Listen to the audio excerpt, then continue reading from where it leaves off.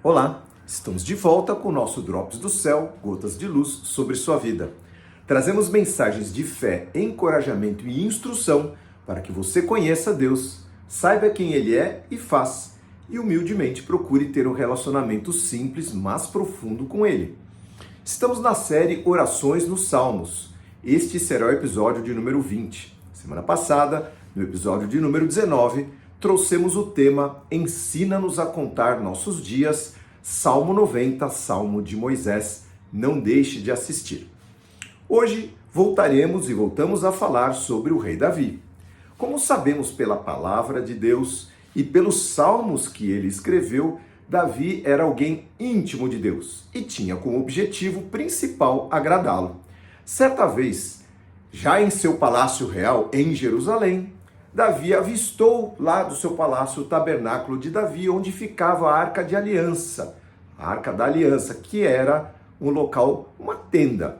E ele chamou o profeta Natã e disse: eu habito em uma casa de pedra, de madeira, e o meu Deus, em uma tenda, vou construir um templo para Deus. O profeta falou: vai firme, que Deus é contigo. Mas à noite, o profeta foi avisado por Deus que Deus nunca havia avisado e pedido em tempo algum para alguém construir templo para a sua habitação, pois, segundo ele, Deus não habita em templos construídos por mãos humanas, Deus habita na gente. Mas porque Davi teve esse desejo genuíno de honrar a Deus através deste feito, olhem só, Deus, iria eleger e escolher a casa de Davi, ou seja, em vez de você edificar uma casa para mim, Deus, vou edificar uma casa para você e os seus descendentes, como herdeiros eternos do trono de Israel, para sempre, perpetuamente. E, obviamente, isso nos remete ao Senhor Jesus Cristo, chamado Filho de Davi, cuja ascendência é proveniente da casa de Davi e o seu reino eterno. Esta linda e poderosa história está narrada em 2 Samuel capítulo 7. Não deixe de ler esta semana. É linda e ela é relembrada em 2 salmos. O Salmo 89, que nós vamos estudar hoje, e o Salmo 132, também, que nós não vamos estudar por falta de tempo. Salmo 89, Salmo de Etã, o Ezraíta. Diz a palavra, diz os estudiosos, que esse salmo é um masquil, ou seja, um salmo de instrução, ou de contemplação, ou um salmo de sabedoria. E quem foi Etã, o Ezraíta? Etã foi um homem do tempo e no templo do rei Salomão, mas chamado antes pelo rei Davi. Estudiosos informam que o termo Ezraíta pode remeter a uma linhagem específica da sua tribo ou a uma escola de sabedoria naquele tempo, eu já explico. Ele foi um levita, um cantor, um tocador de símbolos, que foi colocado pelo rei Davi, como eu disse, para supervisionar o serviço de canto, tanto no tabernáculo e depois no templo de Salomão. Há registro de apenas este salmo dele na Bíblia. Além disso, ele ficou conhecido, olha só, por sua notória sabedoria, somente sobrepujada pela do rei Salomão. Isso está escrito na Bíblia, nós vamos ler em 1 Reis capítulo 4, verso 29. Deus concedeu a Salomão grande sabedoria e entendimento, e conhecimento tão vasto quanto a areia na beira do mar. Sua sabedoria era maior do que todos os sábios do Oriente e os do Egito. Salomão. Ele era mais sábio do que qualquer pessoa, incluindo Etã, o Ezraíta, e também Emã, Calcol e Darda, filhos de Maol. Sua fama se espalhou por nações vizinhas, falando de Salomão, compôs 3.000 provérbios, escreveu 1.005 canções. Salomão podia falar com entendimento sobre plantas de todas as espécies. Olha que tremendo, eu adoraria ser assim. Desde o grande cedro do Líbano até o pequeno isopo que cresce na fenda dos muros. Também tinha conhecimento de animais, aves, répteis e peixes. Fantástico. Reis de todas as nações enviavam representantes para ouvirem a sabedoria de Salomão, que sobrepujava a de Etã. Porém, Etã é mencionado como um cara tão sábio que somente Salomão o sobrepujava. Muito bem, esse salmo de Etã é dividido em 3 partes. A primeira sobre a escolha de Davi e a grande exaltação a Deus, maravilha. A segunda falando dos detalhes dessa escolha, da sua descendência de Davi, como herdeiros eternos do trono e do reino. E a terceira, sua tristeza ao ver o rei Davi perseguido e aparentemente desamparado. Então, bora lá. Primeira parte. Nessa primeira parte, como disse, o salmista fala sobre a escolha de Davi, exalta o poder de Deus sobre as forças do mundo e seus inimigos, verso 1 a 18 do Salmo 89. Cantarei para sempre o teu amor, ó Senhor, anunciarei a tua fidelidade a todas as gerações, pois sei que o teu amor dura para sempre e a tua fidelidade permanece firme como os céus. Tu disseste: fiz uma aliança com Davi, meu servo escolhido. A ele fiz este juramento: estabelecerei os seus descendentes como reis para sempre, e eles se sentarão em seu trono de geração em geração. Ó Senhor, olha que coisa linda. Os céus louvam as tuas maravilhas. Multidões de anjos te exaltam por tua fidelidade. Pois quem no céu se compara ao Senhor? Quem é semelhante ao Senhor entre os seres celestiais? Os mais altos poderes angelicais reverenciam a Deus. Ele é mais temível do que todos os que rodeiam o seu trono. Ó Senhor, Deus dos exércitos, quem é poderoso como tu, Senhor? Veja a quantidade de detalhes que ele traz sobre esta glória e essa majestade do nosso Deus maravilhoso. E nem é o Apocalipse aqui de João, né? Tu és totalmente fiel, governa os mares revoltos e acalma as ondas agitadas. Presta atenção, esmagaste o grande monstro marinho, com o teu braço poderoso dispersaste teus inimigos. Eu vou fazer uma parada aqui para explicar essa questão do monstro marinho que a gente vê algumas vezes na Bíblia. O monstro marinho refere-se ao termo Raabe ou Leviatã, nomes simbólicos para figuras míticas, que podem representar três coisas: ou forças caóticas do universo, os estudiosos dizem, tipo a escuridão, mar revolto, contra as quais Deus revelou seu poder ao criar o mundo e acalmar o caos, a transformar aquilo em ordem.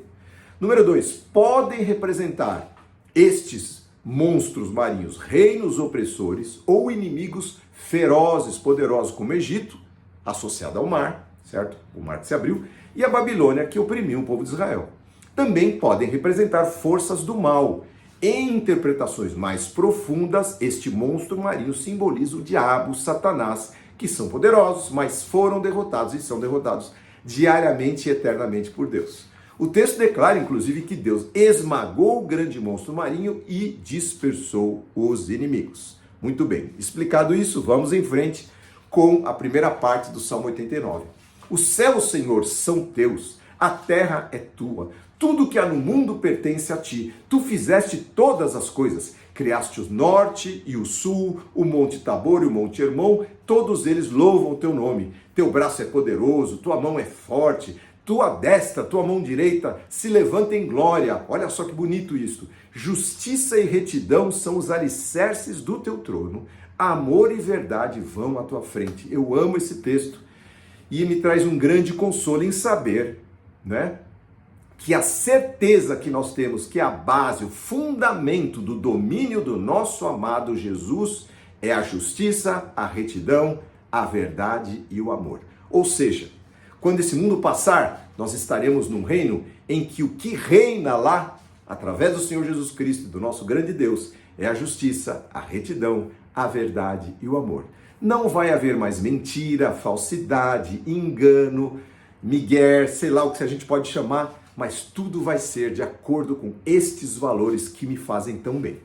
Muito bem, continua então. Feliz é o povo que ouve o alegre chamado para adorar, diz Etã, pois andará na luz de tua presença, Senhor. Ele ficava no templo, então havia aquela chamada para o povo vir adorar. O dia todo se alegram em teu nome e exultam na tua justiça. Você se alegra durante o dia no Senhor Jesus Cristo, na sua justiça, no nome de Deus, em pertencer à família de Deus? Aí ele continua, tu és a nossa força gloriosa e é do teu agrado nos fortalecer. Felizes aqueles que adoram a Jesus, ao Rei dos Reis, andam na sua luz. É do agrado do nosso Deus, nosso Pai, abençoar e fortalecer os seus filhos. Que bom, que maravilha, suas promessas para aqueles que querem edificar a casa, o reino de Deus. Sim, termina, nossa proteção vem do Senhor. Ele, o Santo de Israel, nos deu nosso rei, no caso Davi.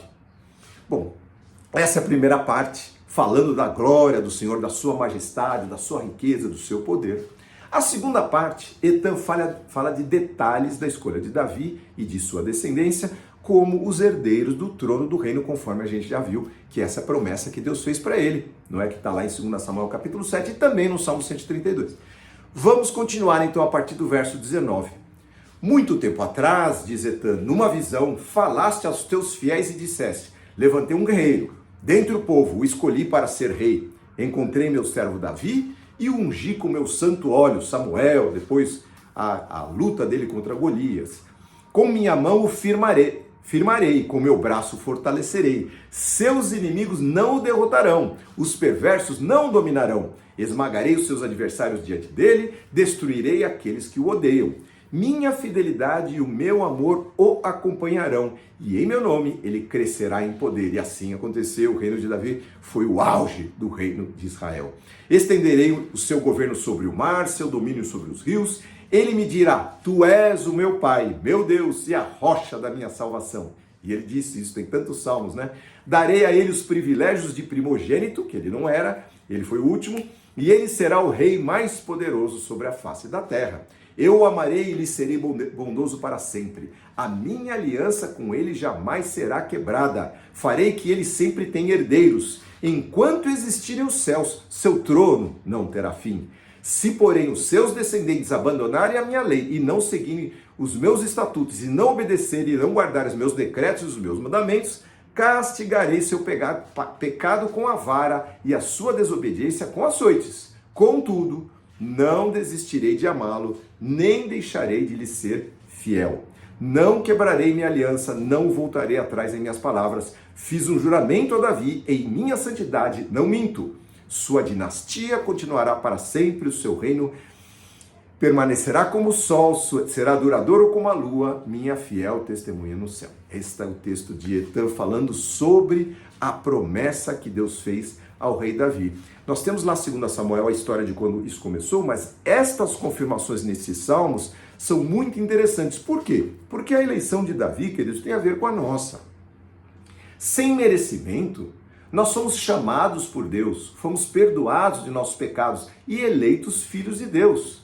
Recebemos, como eu falei lá, né, a unção de primogênitos, né, diante de Deus, para expressarmos em vida seu amor, sua graça e o seu favor. Mostrar àquelas pessoas que não têm esperança que nós, sendo nada, fomos chamados para fazermos parte da família de Deus. Que vivamos uma vida digna, queridos. Que engrandeça o seu glorioso nome, pois a sua fidelidade e o cumprimento das suas promessas é certo.